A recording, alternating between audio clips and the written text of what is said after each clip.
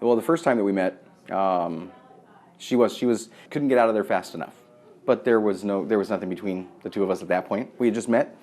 We all were kind of out with some friends, and then about 8-9 months later, we ran into each other again, same group of friends, and well, she wasn't so afraid anymore.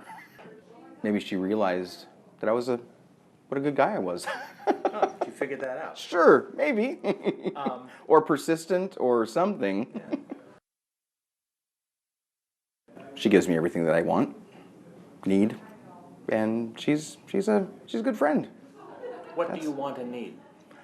I want a good friend, somebody that's in my corner and will, let me do what I want. No, we'll allow, for our individuality and yet also our exclusivity. That's what I appreciate about her. We can do things without each other. Most things we do together. What attracted you to her in the beginning? Honestly, her eyes. She has really pretty eyes. That's what I saw. How would you describe her eyes? Just beautiful, green. I just really liked her eyes. There's nothing specific about them. They were just very striking, and I just wanted to look at them. And you must still like that. Most days. What do you think will be the keys to success in your marriage together? Staying on the same page. Well, and if not that, at least in the same book. Supporting each other, not undermining each other in front of the kids or to each other. Being honest, being, trustworthy, and just communicate. Hug, kiss, be in love. Yeah. That's what's gonna make it work. Anything short of that, then why are you getting married? Sure. You just want to keep on experiencing those things that you've experienced together, and keep building new memories. So keep striving for not something different or better necessarily, just more knowledge, more experiences. Yeah.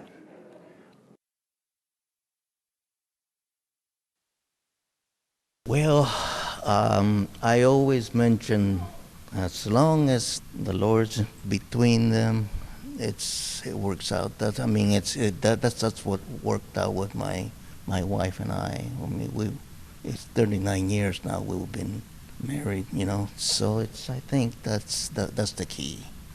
And they keep themselves in coming to a church and stuff, Just that's what, and for us, for my wife and I, that's what worked out. I feel that has helped a lot, because that's the first thing we try to find whatever we go to. Like we moved here from Northern California to Southern California, and that's what helped us in many ways in the marriage life. When they came up and said, would I please do a traditional wedding? I said, absolutely. This is my opportunity to get them started on the right foot.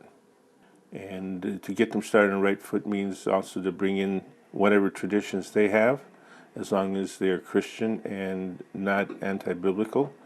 We will do that, and after everything is done, they will enjoy this wedding because it will be unique and personal to them. I don't do cut-of-the-mill standard type weddings. I do things that are supposed to be personal and long-lasting.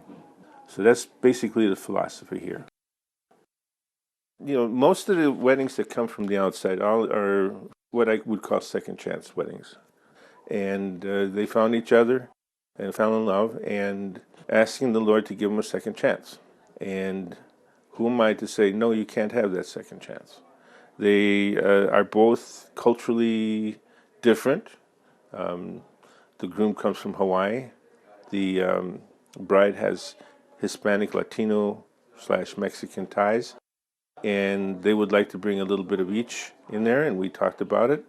And we joke around. We have a good time. This is not a stern-faced thing. Marriages and weddings never are supposed to be, in my opinion, a stern-faced affair. It should be a joyful affair. This is one of the rare occasions where everybody should be happy.